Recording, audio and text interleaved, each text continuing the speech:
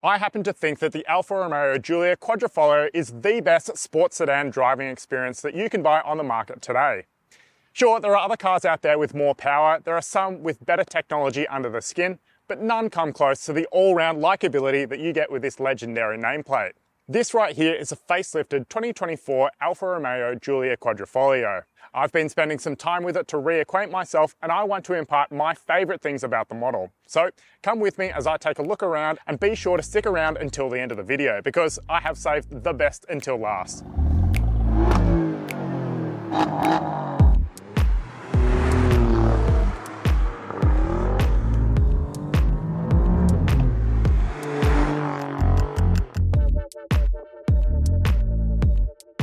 The Alfa Romeo Giulia was a first model built upon the Italian brand's Giorgio platform, designed to reinvigorate Alfa Romeo and bring the brand back into the limelight.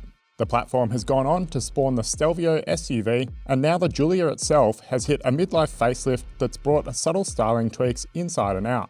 That brings me to my first favourite aspect, the Alfa Romeo Giulia styling. Now, in years past, Alfa Romeo has tapped revered designers such as Giugiaro, Bertone and Pininfarina, sorry if I have butchered those pronunciations, in designing its cars, but this design of the Alfa Romeo Giulia was brought in-house. Now, I'm not meant to tell you what good looking is. Beauty is in the eye of the beholder, right? But I think the Alfa Romeo Giulia is objectively gorgeous. The proportions are perfect, the intricate details are simply stunning, and the colours are really nice as well. The way the bodywork drapes over the front quarters and around the boot at the rear is pure art. I love the aggressive front bumper treatment that's been able to incorporate iconic Alfa design points such as a V-shaped grille, while the new 3+3 lighting signature stands out on the road. These 19-inch wheels, they do come in that classic Alfa Romeo Cloverleaf design, which I think remains some of the best looking wheels on the market today, and they come wrapped in Michelin Pilot Supersport tyres.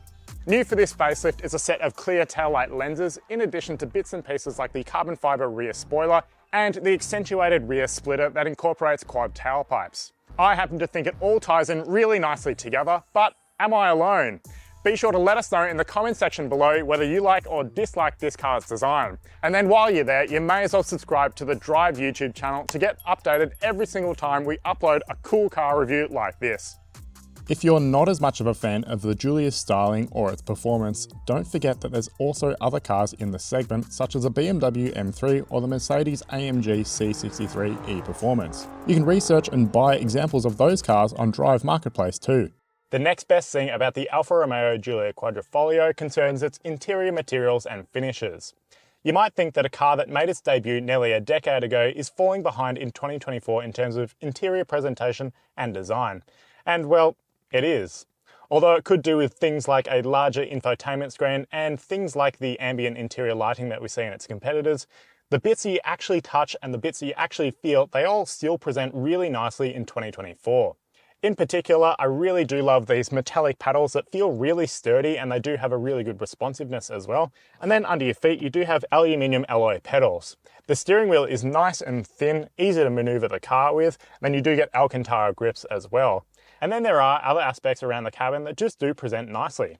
This thatched carbon fibre sort of touchy-feely texture is kind of cool underneath your fingers.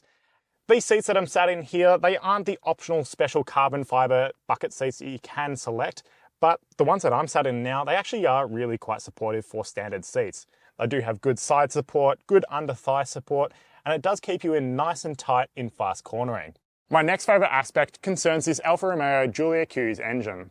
If you'll allow me to get nerdy for a moment, this all-aluminium 90-degree 2.9 litre twin-turbocharged V6 engine is actually a Ferrari engine in disguise. It is directly related to that 3.9 litre V8 found in Ferrari's old California T and the 488 GTB, just with two pistons removed to make a V6.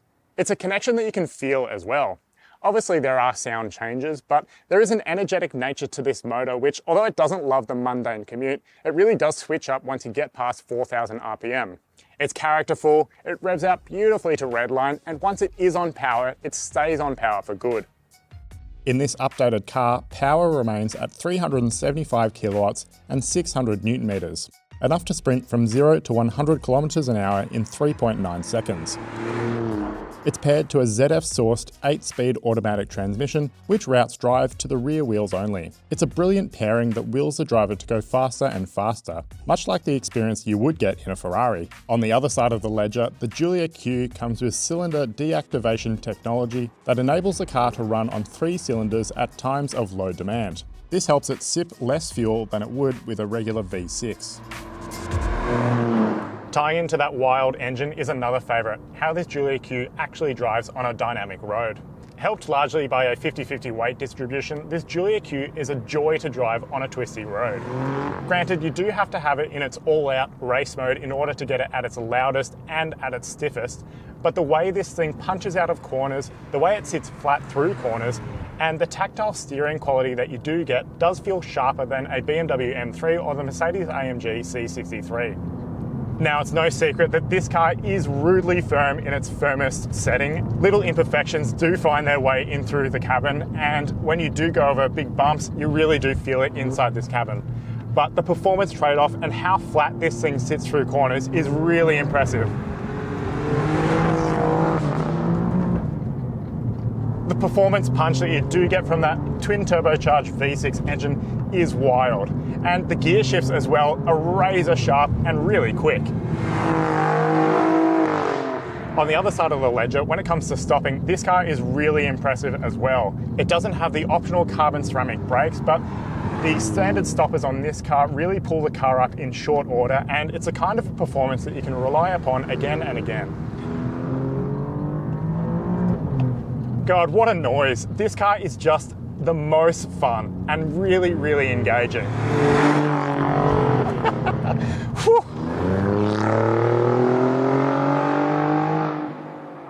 I promised I would save the best until last, and I hope you're not disappointed.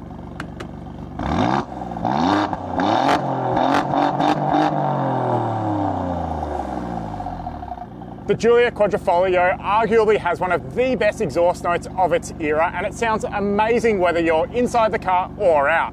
It's a raspy, snarly exhaust note that gets better the more you rev the car. I know I love that sound, but do you like it as much as I do? Be sure to give us a representation by hitting that like button. But the noises this thing makes are mental. Cue the audible highlight reel.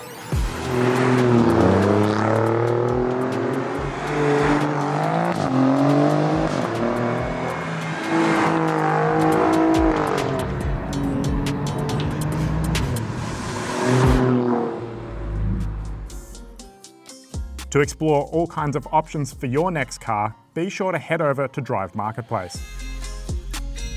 It's easy to look past the Alfa Romeo Giulia Quadrifoglio towards one of its more popular rivals like the BMW M3 or Mercedes-AMG C63. The Alfa simply falls behind in some areas, but then again, it's not as expensive as those cars either. And we've established that it's fast, it's fun, and it simply makes you feel good.